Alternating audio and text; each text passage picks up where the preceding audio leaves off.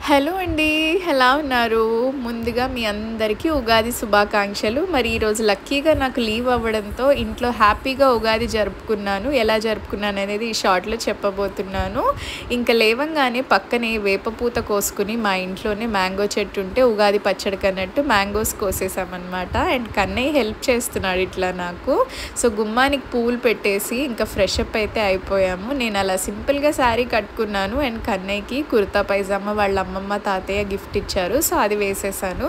పూజ చేసేసుకున్నాక ఈసారి ఉగాది పచ్చడి కన్నయ్యే చేశాడనమాట.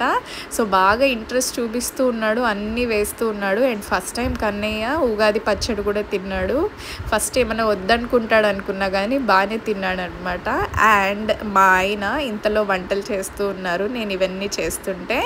పులిహోర, అలసంద vada and aloo curry. Pulihora and aloo curry అయితే మంచి కాంబో అనిపిస్తుందండి. మీకు కూడా అలా ఇష్టమా? ఇష్టమైతే నాకు కమెంట్ చేయండి. అండ్ ఆ తర్వాత రెండో ట్రిప్ ఇంకా కింద అమ్మ వాళ్ళ ఇంట్లో అనమాట. కన్నయ్య అలా పడుకుంటే ఇందాక చూసారు కదా, వీడియో కాల్ చేసి ఫోన్ ఉయ్యాల దగ్గర పెట్టేసి కిందకు వచ్చాము.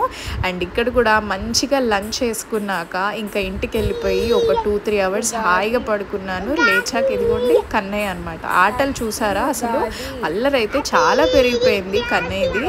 ఇంకా కిందకి మళ్ళీ అమ్మ వాళ్ళ దగ్గరకు వచ్చాను. అమ్మ అయితే మంచిగా గోరింటాకు పెట్టుకుంటుంది.